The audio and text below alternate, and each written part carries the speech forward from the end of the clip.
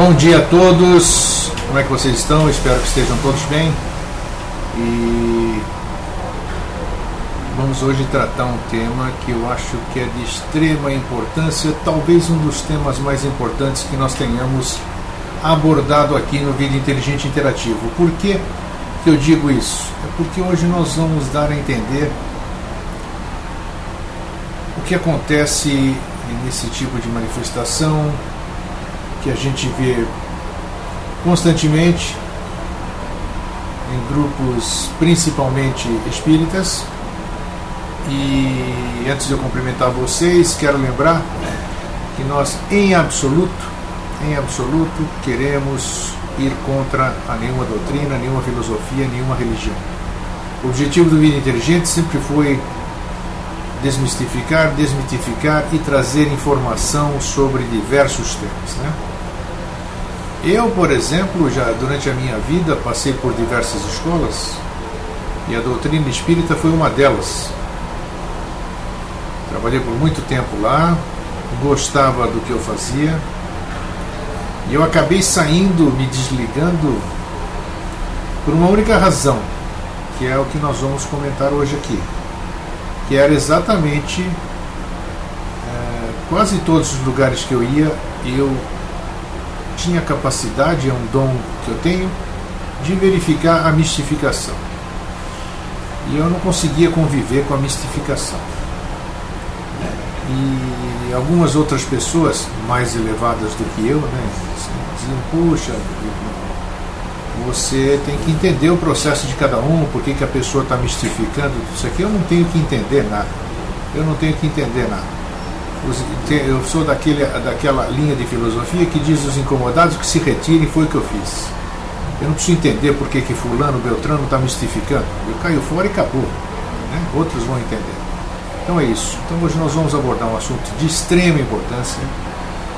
Inclusive, eu tenho a ousadia de dizer que muitos médiums vão adorar ouvir o que nós temos aqui para falar hoje. Entendeu? E eu acho que vai ajudar muita gente, né? Então tá. Eu estou de óculos para esconder os olhos hoje, tá? Para dar um ar mais místico. Bom, vamos lá.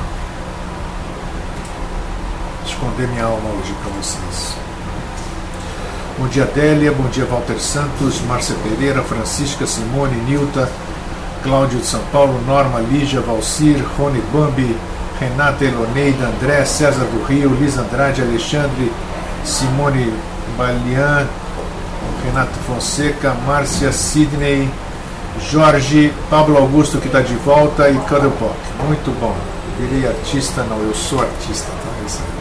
Bem, acho que o Jorge que está aqui só tem um Jorge, né? Só tem um Jorge, que é esse irmãozão Jorge Antônio Ouro, e que amanhã vai estar conosco dando sequência ao tema sobre... O que é o tema de amanhã? Puxa, isto, a caixa.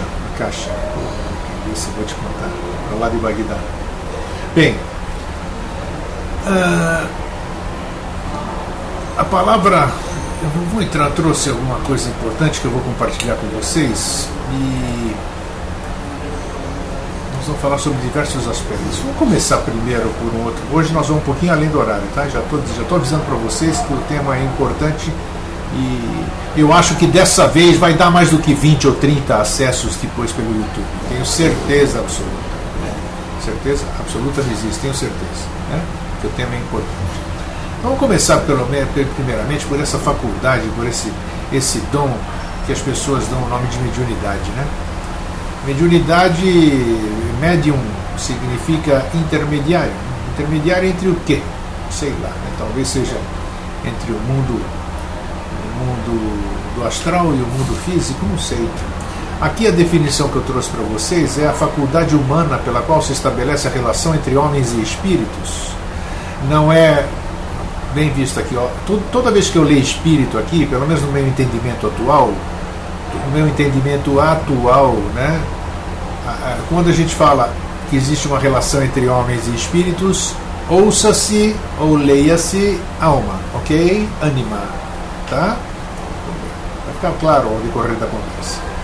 É a faculdade humana pela qual se estabelece a relação entre homens e espíritos. Não é um poder oculto que se possa desenvolver através de práticas, a mediunidade. Desenvolver a mediunidade, então seria o quê, né? Rituais ou pelo poder misterioso. Desenvolve-se naturalmente nas pessoas de maior sensibilidade para a captação mental de coisas e fatos do mundo espiritual que nos cerca e nos afeta, como as suas vibrações afetivas e psíquicas.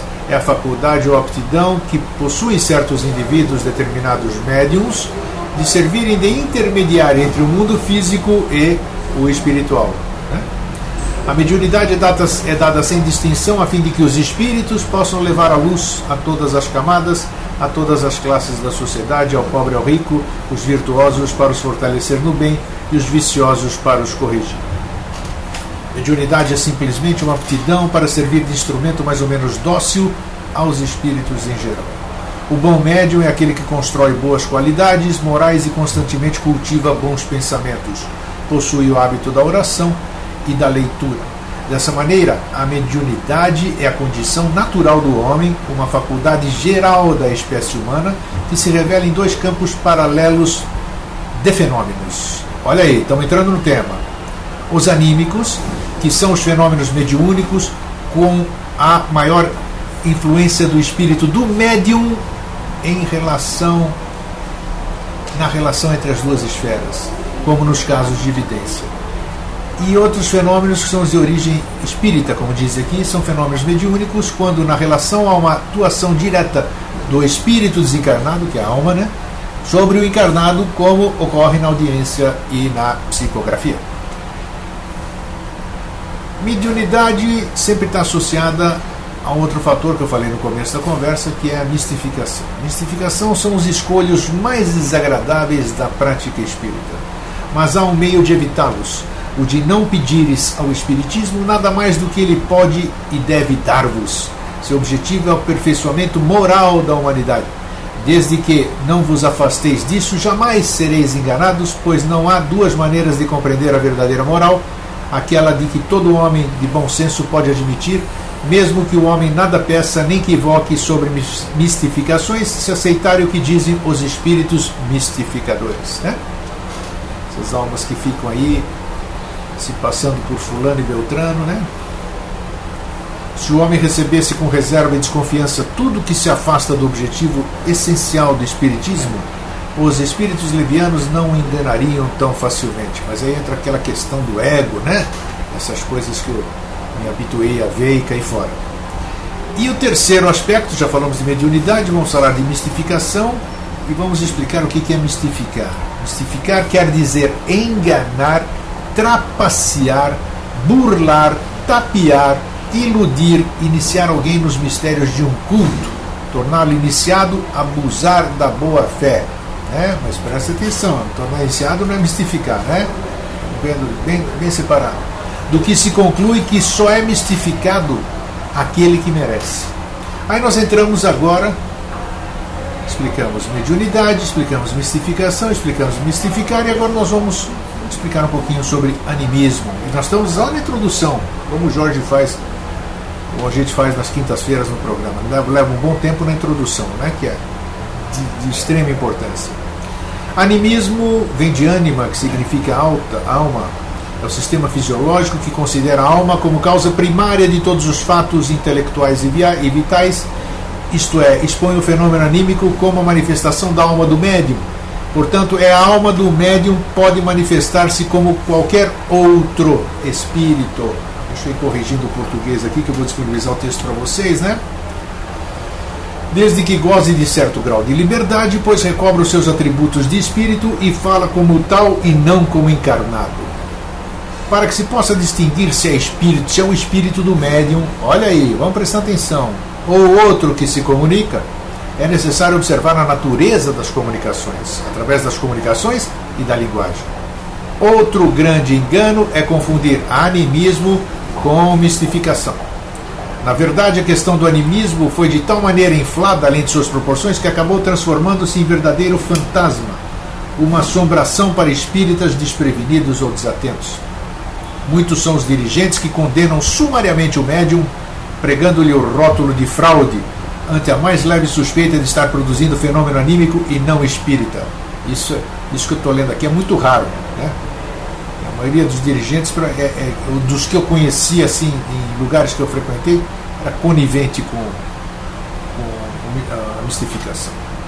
Creio oportuno enfatizar aqui que, em verdade, não há fenômeno espírita puro, de vez que a manifestação de seres desencarnados em nosso contexto terreno precisa do médium encarnado, ou seja, precisa do veículo das faculdades da alma, do espírito encarnado, e, portanto, manifestações anímicas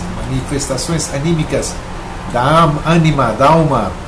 A conclusão que chegamos é que não há fenômeno mediúnico sem participação anímica.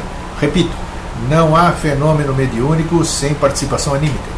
Existem também manifestações de animismo puro, ou seja, comunicação produzida pelo espírito do médium sem a participação de outro espírito, encarnado ou desencarnado, e pode ocorrer num processo espontâneo de regressão de memória. Existem fraudes de médiums e de espíritos que nada tem a ver com o animismo e o mediunismo. Pode ocorrer o desejo de promoção pessoal, olha aí, e de grupos. Existem a dos espíritos que usam nomes falsos para desequilibrarem aqueles que se esquecem de estudar e julgam assim seres superiores aos demais. Devemos conservar a humildade e agradecer constantemente a oportunidade de servir. Essa é a primeira parte que eu trouxe para vocês. E agora nós vamos ver o que a turma escreveu aqui. Vamos lá. Deixa eu voltar um pouquinho para, se vocês prestarem atenção, né? A Jeane Keller também está aqui. Bom dia, Jeane. Bem-vinda ao nosso grupo aqui. André, tenho muitas dúvidas, principalmente entre as práticas da Umbanda e do Espiritismo. Nunca frequentei nenhuma das duas. Eu frequentei ambas. A qual não tem mais a ver com práticas da Lemúria. Nilta diz que a HPB falou sobre a mediunidade e seus perigos. Diz ainda evitar com vontade positiva estudo, atividade e trabalho. A Nilta ainda diz, as maneiras de evitar a mediunidade e seus perigos, tal como recomenda a HPB, vai repondo aos poucos o que se perdeu, como a vitalidade e outros, trazendo prejuízo à saúde. Nem todas as comunicações são falsas, mas como não somos educados espiritualmente, ou seja, na mente intuitiva, poucos os contatos são reais, e por isso não devemos exercer a mediunidade. As almas devem ir para o seu lugar de direito e purificar-se para ir tal. Não deu para completar porque o texto é muito grande. Né? Então tá. O Jorge está só aqui na escuta. Mas nós já falamos isso diversas vezes no programa Vida Inteligente, dessas questões, com o que se comunica. Inclusive, muitas comunicações você acaba se comunicando com aquilo que você criou, ou o seu grupo criou. Você deseja tanto uma coisa, você pensa tanto naquela coisa, que você cria aquela coisa e depois você fica alimentando aquela coisa e você pode conversar com essa coisa que você mesmo criou. Né? Então é isso aí. Isso aí foi falado no programa Vida Inteligente e não é por mim, não. Tá? Então vamos lá. Como eu disse que hoje vocês estavam ter um aprendizado muito legal, então vamos visitar agora por um outro prisma. A Márcia diz que eu também frequentava ambas há pouco tempo, mas não frequenta mais. Bom, você deve ter suas razões de não frequentar, né? E eu, quando eu frequentei, e digo de boca cheia aqui, eu gostava daquilo, principalmente da Umbanda, né? Que é muito mais do que isso que a gente vê. Até já falamos com o Jorge na semana passada, se alguém lembra, né? Nós falamos do Umbanda, que é o Om universal, né? O som de tudo, como disse o Jorge, né? Então, tem coisas mais profundas aí, mas o ser humano sempre acaba lidando errado com as coisas e desvirtua tudo. Animismo, eu vou falar sobre o conceito de animismo agora, olha, um trabalho espetacular esse, sem autoria, não tem autoria, antes que alguém me pergunte, e vai assim no nosso site logo mais, autor anônimo disso. O animismo é a comunicação da própria alma do médium. Olha que importante isso, né, Lígia? Você que conhece bem isso? Em todas as comunicações mediúnicas é necessário levar em consideração o fator anímico. Todos os médiuns possuem problemas anímicos, ou seja, dificuldades provenientes de seu próprio espírito e personalidade. Espírito e personalidade, né? Espírito e alma, olha aí. É comum que essas anormalidades emocionais ou psicológicas aflorem durante o transe mediúnico.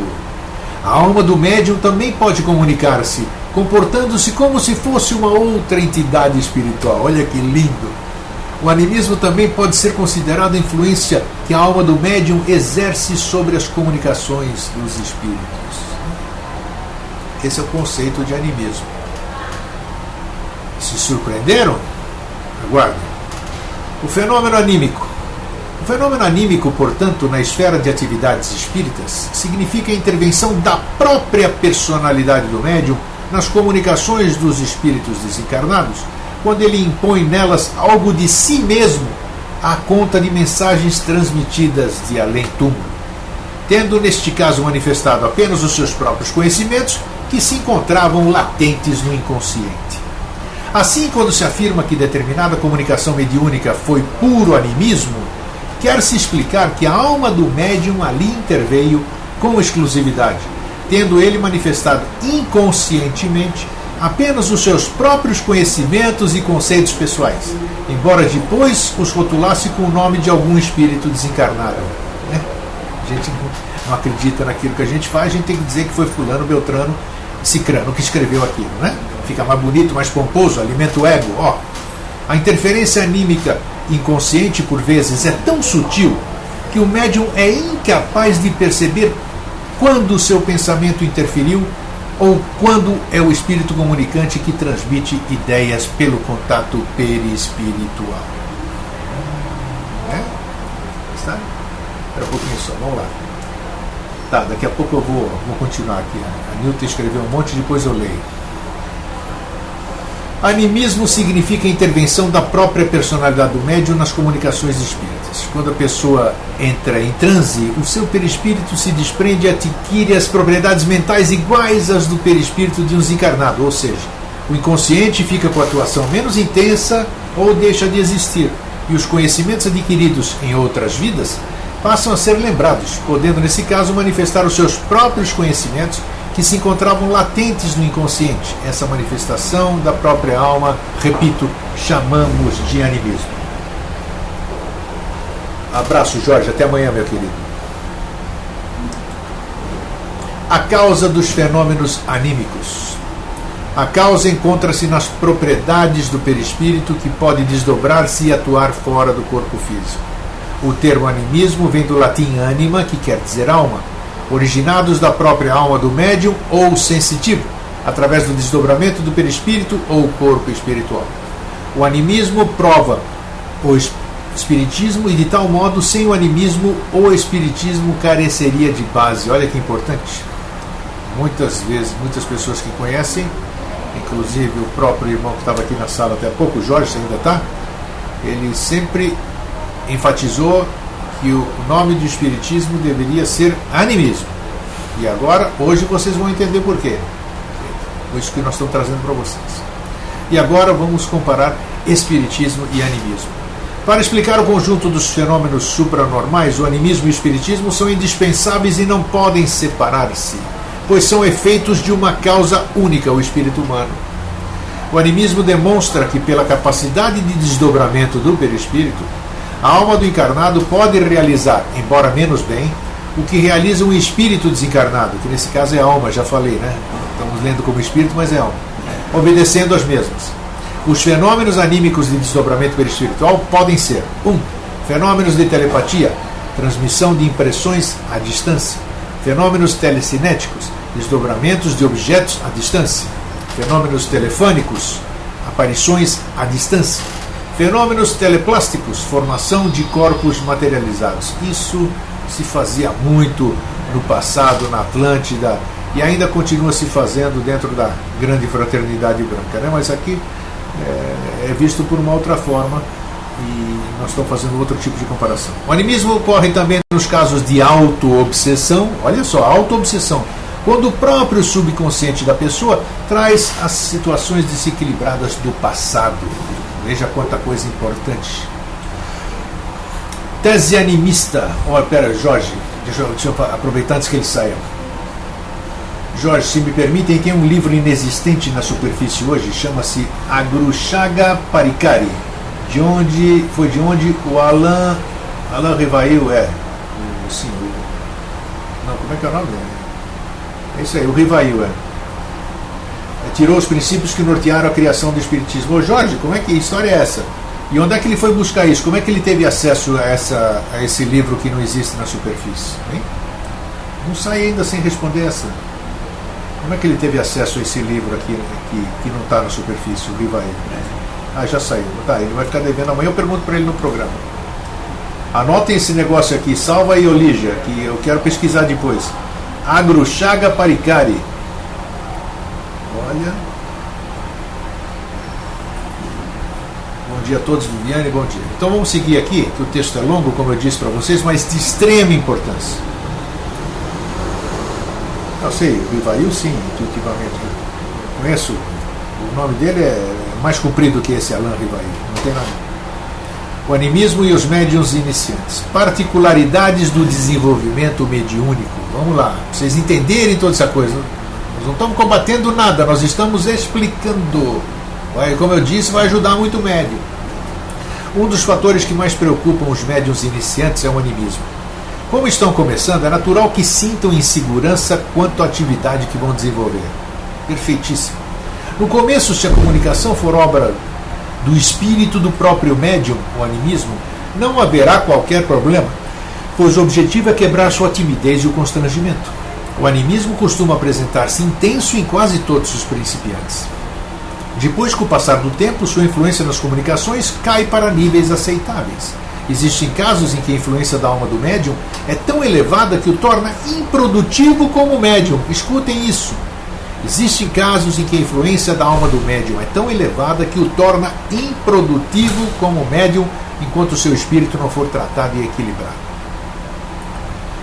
Isso é uma parte bacana, porque como eu passei e como eu militei durante muito tempo, esquece-se muito de tratar e equilibrar o médium, né? Bota ele para trabalhar, faz umas doutrinas, essas coisas, mas a maioria peca nesse aspecto. Tratar e equilibrar o voluntário que vai trabalhar numa instituição. O dirigente deverá fazer a orientação doutrinária como faria em qualquer situação de desarmonia moral. Vencida essa barreira, o intercâmbio verdadeiro será bem mais fácil de se estabelecer. Frequentemente escreveu uma alma, vamos lá, uma alma escreveu o seguinte, não vou nem dar o nome aqui, depois vocês leem. Frequentemente, pessoas encarnadas nessa modalidade de provação regeneradora são encontráveis nas reuniões mediúnicas, mergulhadas nos mais complexos estados emotivos, quais se personificassem entidades outras, quando na realidade exprimem a si mesmas, como a emergirem da subconsciência nos trajes mentais em que se externavam em outras épocas. Continue escrevendo a alma. Nenhuma justificativa existe para qualquer recusa no trato generoso de personalidades medianímicas provisoriamente estacionadas em semelhantes provações, de vez que são em si próprias espíritos sofredores ou conturbados quanto quaisquer outros que se manifestem, exigindo esclarecimento e socorro. Isso são as pessoas encarnadas, tá? Isso. Podemos concluir, pois, que muitos médiuns com excelente potencial de realizações e serviços ao próximo podem estar desastradamente rejeitados pela simples e dolorosa razão de que não foram atendidos com amor e competência na fase em que viviam conflitos emocionais mal compreendidos. Eu não tinha lido isso e acabei de dizer antes de ler isso aqui. Existe um abandono para os voluntários que trabalham nessas instituições, né? E eu defendia isso, dependendo do que eu acredito ou não. Eu sempre defendi que o verdadeiro necessitado é aquele que trabalha em favor do próximo, não quem vai buscar socorro. Quem vai buscar socorro é instrumento de você ajudar, mas o verdadeiro necessitado é quem trabalha nisso. Digamos assim, o médico, vamos fugir, sair do espiritismo, o médico é o verdadeiro necessitado, não o paciente que vai procurar, né? Mas isso um dia vamos ter uma consciência, um entendimento melhor, nós vamos absorver melhor essa questão, que aí o ego vai estar mais controlado, né? Alguns dirigentes recomendam que o animismo deve ser evitado. Olha que estupidez, porque causa perturbações e fomenta a descrença, desvirtua o bom andamento dos trabalhos, dá lugar à mistificação e permite que o médium continue no erro. Isso não é bem assim. Se no início o médium não tiver a oportunidade de limpar a sua mente espiritual e aprender a distinguir o que é seu com o que é de outro espírito, poderá criar bloqueios para a vida toda. Então o cara é cerceado, realmente é. Ah, tem que ser assim, você fica com a mão assim, você fecha o olho, você não respira, espera acontecer, só que o cara fica esperando e nunca pode ser ele próprio, porque sempre tem alguém dirigindo o cara ali, sem deixar ele ser ele mesmo, né? Diz aqui que poderá criar bloqueios para a vida toda. Imagina então uma pessoa dessas, toda insegura, trabalhar em favor do próximo. Pô, elementar, né? O fenômeno anímico não constitui tabu, nem se apresenta como fantasma aterrador que é preciso exorcizar. Deixa eu passar isso aqui que vocês vão ler direito. A dificuldade do médium distinguir no transe quando é o seu eu ou de um espírito as sensações e ideias que ele sente, hein? Eu estou falando, eu tenho certeza que muita gente aqui está atenta ou vai se lembrar porque atuou nisso aqui, né? Tenho certeza absoluta. O médium é criatura demasiadamente sensitiva, centro de convergência de inúmeros fenômenos do mundo oculto de que participa, mas em geral ignora. É a porta entreaberta entre os planos físico e espiritual e dificilmente ele distingue no limiar do transe psíquico quando é a sua emotividade, a sua formação intelectual ou o seu temperamento psicológico que o domina nesse momento.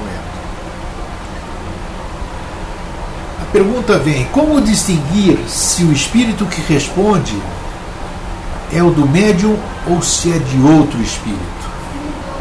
Então diz aqui que é pela natureza das comunicações. Estuda as circunstâncias e a linguagem e distinguirás. O médium, tendo consciência do que fala ou escreve, é naturalmente levado a duvidar de sua faculdade. Aqui, ó. Então, por exemplo, eu estou aqui falando alguma coisa tal, mas eu estou consciente, eu estou inteiro aqui, então eu começo a duvidar. Será que sou eu? Será que não sou eu? Mas se sou eu, mas isso eu não conhecia de mim, então eu começo a duvidar da minha dificuldade, da minha faculdade, como diz aqui. Não sabe se a vontade de falar ou escrita é dele mesmo ou de algum outro comunicante, mas ele não deve absolutamente inquietar-se com isso e deve prosseguir, apesar da dúvida. Observado com cuidado a si mesmo, facilmente reconhecerá nos escritos muitas coisas que não lhe pertencem, que são mesmo contrárias aos seus pensamentos. Eu tenho uma história fabulosa que eu já contei, posso contar hoje aqui de novo. Prova evidente de que não procedem de sua mente. Que continue, pois, e a dúvida se dissipará com a experiência. Eu vou colocar aqui uma experiência que eu já coloquei um dia e ela se apresentou aqui, eu tenho que falar, compartilhar de novo, né? Me desculpem aqui enquanto eu não paro aqui, né? Depois nós vamos voltar, vamos chegar e nós vamos conversar aqui. Eu levei pessoas para o Peru, para Machu Picchu e todas aquelas, o Vale Sagrado, gente por 3 vezes, né? Numa dessas, eu já contei aqui, quem lembrar, paciência, eu levei um médico,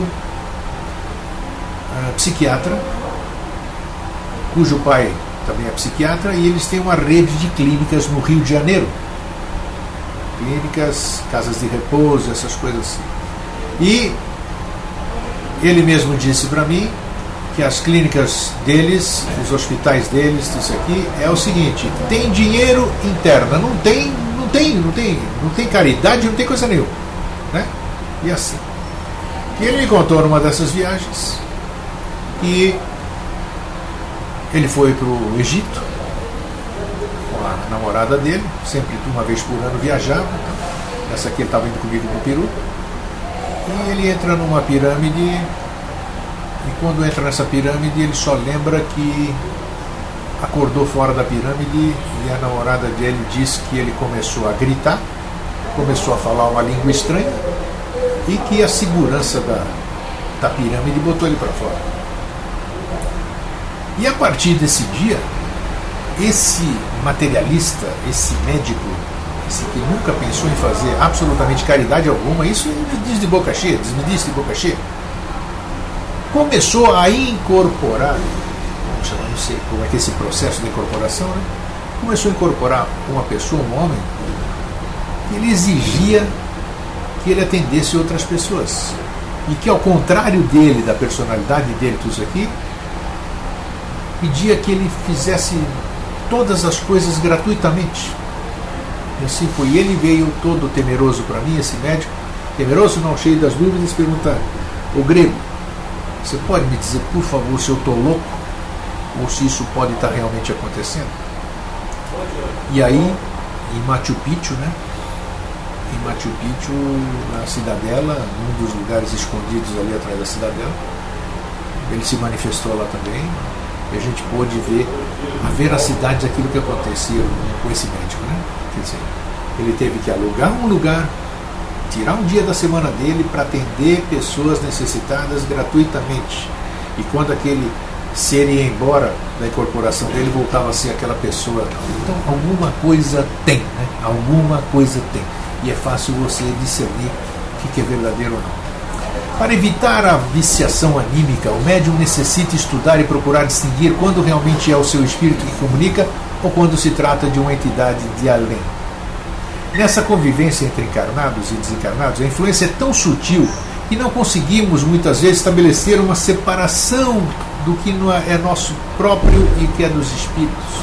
Portanto, entre nossas ideias e imagens mentais podem estar disseminadas ideias e desejos de outros espíritos ou almas, né? Sem que disto nos apercebamos. É super comum isso, é mais comum do que vocês imaginam. Somente quando conhecemos nossos pensamentos e sentimentos, saberemos distinguir quando a diferença do que é nosso ou de outra pessoa ou de espíritos ou almas. Da mesma forma, temos que conhecer o que está em nosso inconsciente para sabermos distinguir o que é do nosso inconsciente e o que é espiritual. É natural que todo médium passe no início. Não aconselhamos se procure eliminar deliberadamente o fenômeno anímico no intercâmbio espiritual, pois isso ainda dificultaria mais ainda o desenvolvimento mediúnico. É natural que todo médium passe no início do desenvolvimento pela fase do animismo. Ou podemos dizer que chega praticamente a ser necessário o médium passar por esta fase antes de se tornar médium psicofônico ou psicógrafo, digamos assim. Não aconselhamos... Não, aqui está. O animismo e a mistificação agora. Nós entramos numa fase importante. Existe uma diferença muito grande, né? Olha só. Animismo e mistificação.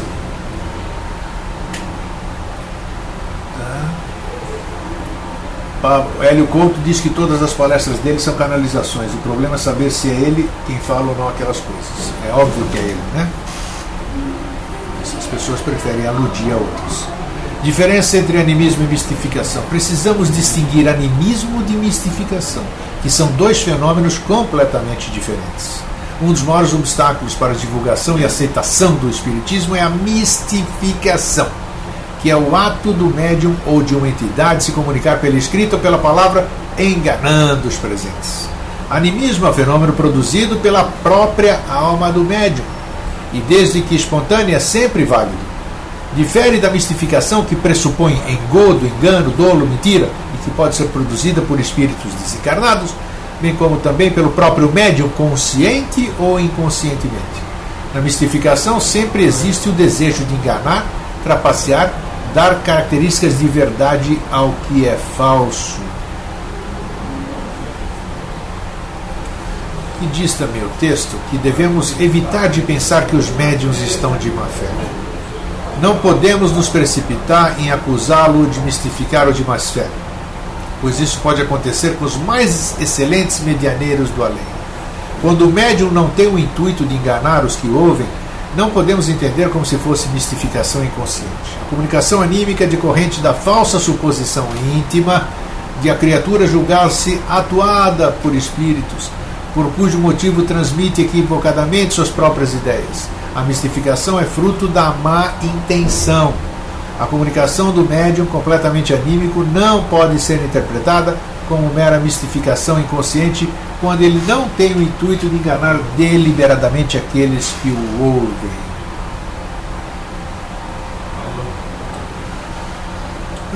Nem todos abusam do animismo sob propósitos condenáveis ou para fins vaidosos, pois cujo motivo não aconselhamos a desistência do desenvolvimento mediúnico, só porque a interferência do médium perturba a transparência cristalina das comunicações dos espíritos desencarnados. Isso é um problema seríssimo em todas as casas.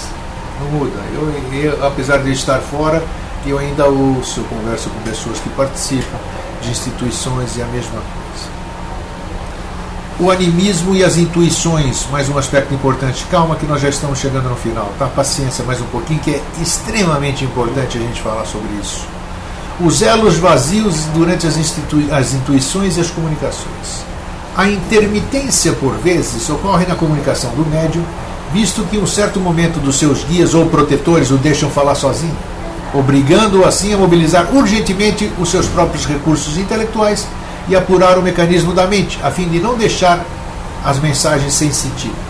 Sob a direção e o controle do guia do médium, os espíritos comunicantes suspendem então o fluxo das ideias que lhe transmitiam pelo cérebro perispiritual, o qual é obrigado assim a unir os elos vazios da comunicação, demonstrando até que ponto é capaz de expor a mensagem espiritual sem distorcê-la ou fragmentá-la na sua essência doutrinária. Isso tudo que está sendo dito aqui é que, se existe alguma comunicação da banda de lá para cá, ela impreterivelmente vai ter que passar pelo consciente do instrumento, do aparelho, chama do que quiser, cavalo, aquilo que está recebendo a comunicação. E diz aqui o texto, quer dizer que muitas vezes que os comunicantes deixam de propósito para que você próprio dê sentido a essas coisas. Então tem que ficar atento, é muito difícil você estar atento, ou se existir, você trazer a pureza de uma comunicação de uma banda de lá. Espíritos protetores, diz aqui, usam desse recurso de aproveitamento anímico para aperfeiçoar os médiuns. Essa ação imprevista, que é de interromper a comunicação, que obriga o médium a convocar todos os seus valores intelectivos e morais para fazer a cobertura na fuga do pensamento do espírito comunicante, é algo parecido àquilo que acontece no orador desprevenido. Isso acontece muito. E obrigado a falar em público, o qual se vê obrigado a rapidíssima aceleração mental para não cometer fiasco. É aqueles brancos que dão. Eu já tive, nossa, muitos brancos, né, que às vezes você perde o fio da meada.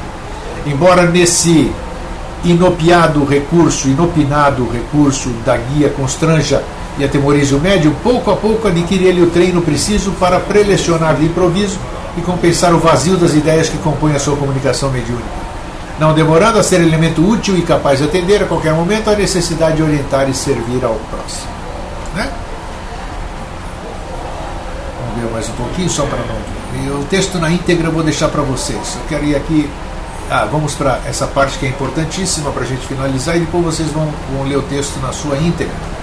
Cuidados com o animismo. No animismo ocorre a revelação do caráter do médium. Para evitar a viciação anímica, o médium necessita conhecer-se, estudar e procurar distinguir quando realmente é o seu espírito quem comunica e quando se trata de entidade do além. Então, além de se conhecer, precisa aprender a trabalhar o ego. Né? No fenômeno anímico, o médium pode revelar o seu temperamento psicológico, as suas alegrias ou aflições, seus conhecimentos ou sua ignorância, suas manhas, sonhos ou derrotas. Quando o médium é desajustado, pode, nesse caso, se manifestar por um transe conturbado e assinalado por cenas dolorosas. Geralmente é isso que eu estou falando, né? O médium chega, geralmente os trabalhos são noturnos, né? As pessoas vêm do seu dia atribulado com seus trabalhos, seus problemas, as suas contas, tudo isso aqui, e entram para trabalhar. Como é que pode trabalhar direito a pessoa que chega trazendo dentro da instituição para atender outras pessoas todos os seus problemas juntos? E não existe um filtro, não existe um trabalho. Vocês pensam que é simplesmente fazer uma oração lá e não sei o que, aquela oração mecânica que a gente faz aqui, né? Tudo pronto, tá tudo pronto. Não é assim, cara, não é assim. Algumas vezes o médium anímico transmite suas próprias ideias, fatos mórbidos que impressionaram na infância, ou mesmo as cenas trágicas vividas em experiência e existência pregressa, como se fosse história de espíritos infelizes desencarnados. Olha só, tá vendo? Existe caso que o médium é muito sugestionável de sua vida profana, a ponto de estigmatizar com facilidade a sua mente indisciplinada. A notícia trágica no jornal do dia, sem cogitar se ela pode ser verídica ou duvidosa. Então, à noite, na sessão, olha o que eu acabei de dizer, que coisa, hein? Então, à noite, na sessão mediúnica, as imagens nutridas pela sugestão dominam a mente do médium, fazendo descrevê-las à guisa de acontecimentos verídicos. Quando não estuda e não conhece a si mesmo, facilmente ele há de tomar, por manifestação de espíritos desencarnados, tudo aquilo que se patenteia à superfície de sua mente e sob a influência de qualquer clima catalisador do animismo.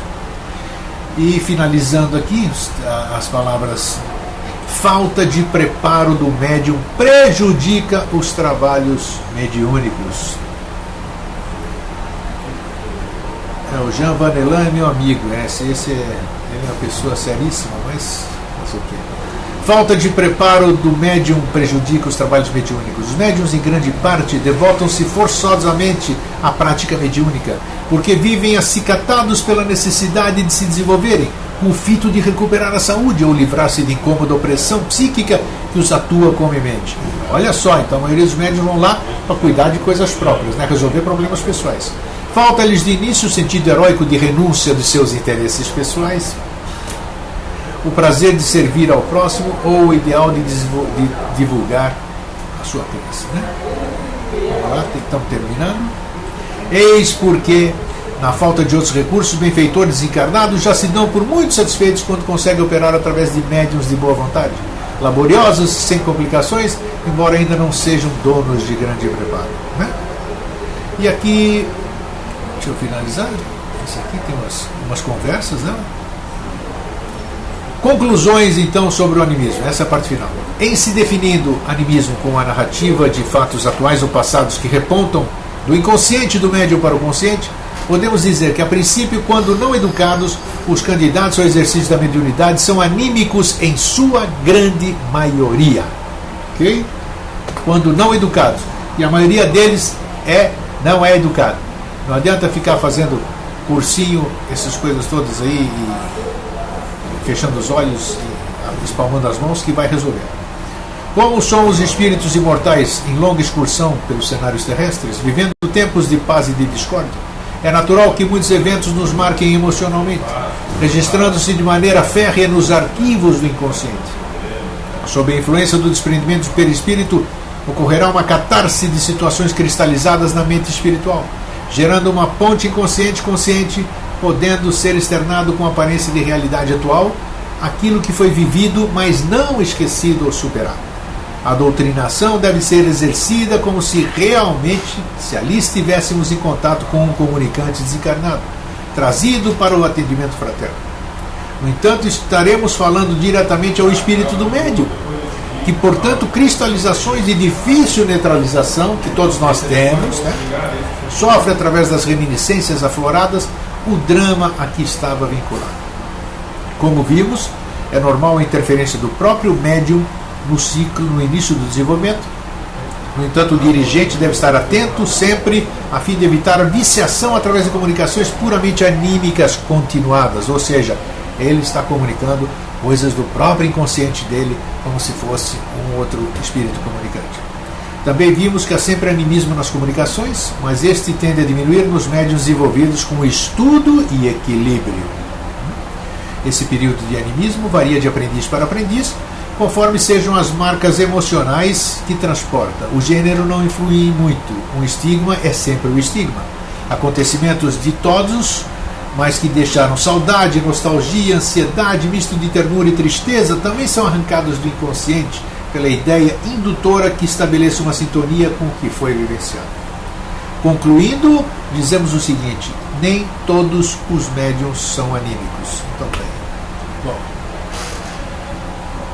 sensacional esse texto, já vou disponibilizar para vocês. Desculpem essa coisa longa e, nossa, eu gostei de ter lido isso porque me esclareceu muita coisa também. O César diz o seguinte, que o Wagner Borges, que é meu amigo, né, e o Valdo Vieira parentam ser pessoas sérias que falam muito sobre mediunidade. Será que eles têm conhecimento dessas coisas ou algum tipo de má fé? Como é que eu posso? Eu não posso julgar ninguém, e eu não sei se eles têm conhecimento disso. Deve ter.